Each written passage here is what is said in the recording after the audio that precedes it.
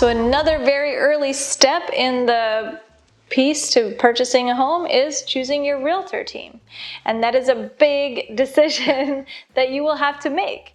Let's take another thing, your health. That's very important. And when you're going to have a procedure done, choosing a healthcare team that you truly trust and is experienced is going to be what is huge to you in the very, very beginning. You wouldn't just go to the person that lives next door because they happen to call themselves a doctor. And so you're going to make sure that doctor is full-time and experienced, and you want that same thing for the other big investment or big important thing in your life, your real estate, your investment there.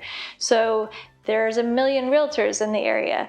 But you don't want to just go to the first one who happens to be a friend, a family member, a neighbor, or someone you meet at an open house that calls themselves a realtor and say, that's good, one is the same as the next, because they aren't all the same. So you want to take the time to interview and find out the value that they bring to you. So there's a few things that you can ask, have those questions prepared ahead of time, and have those conversations before you move forward in the process.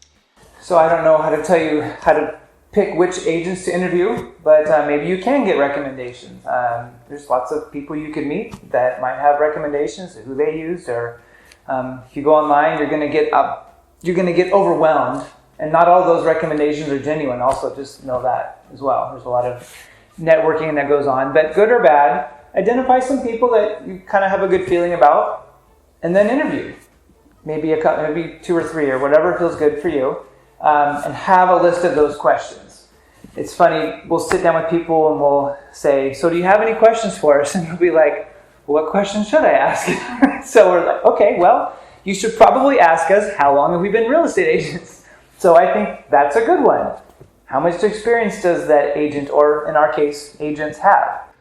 Are they full-time or part-time? Mm-hmm. What hours do they work? What is their approach in taking on clients, especially during a busy season? They're just like there's a million personalities, the way realtors handle their business and their approach is different as well. So you might have some realtors or realtor teams that are very transactional focused, and they take on as much work as they can and that comes their way, and it does affect how that experience feels for you. So how many clients do they take during a busy season? What communication can you expect from them? Will you work with that agent? Because if you pick the agent you see on the sign, you might interview with them, but then maybe they have a team and you just get handed off to their buyer's agent whom you've never met. Or a transaction coordinator might be your point of contact. So knowing who you're going to be contacting when you have a question and reaching out. Are you going to be dealing directly with this person that you think you're picking throughout that process or not? I think too, finding out what their geographic area of work is. Again, different styles. I know agents that will do a huge spread of land, like 2 hours in any direction, and they'll go buy and sell houses in that circle of influence or circle. Or farther. Or farther, yeah.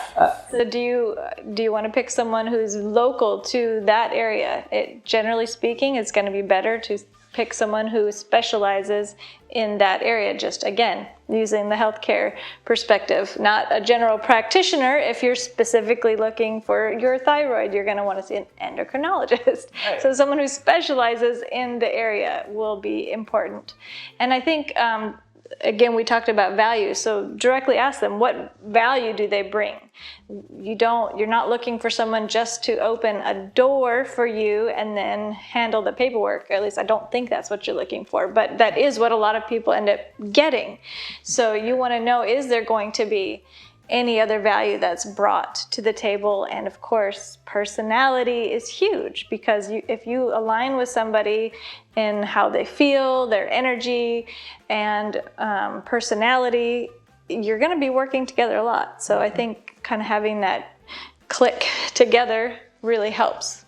And to just kind of sum that all up, choosing the agent or agents you want to work with is critical. It should be somebody you feel like you could commit to working with. You want to commit to that person and feel confident because an agent really should be somebody that you can trust to be your advocate and will give you unbiased advice and work on your behalf. And if you don't feel like that's the deal, then keep looking, because buying a house can go quick and sometimes it can take months or longer depending on how it goes, and you're trusting that agent with a big thing in your life, and it can be nice or it can be not so nice depending on who you pick.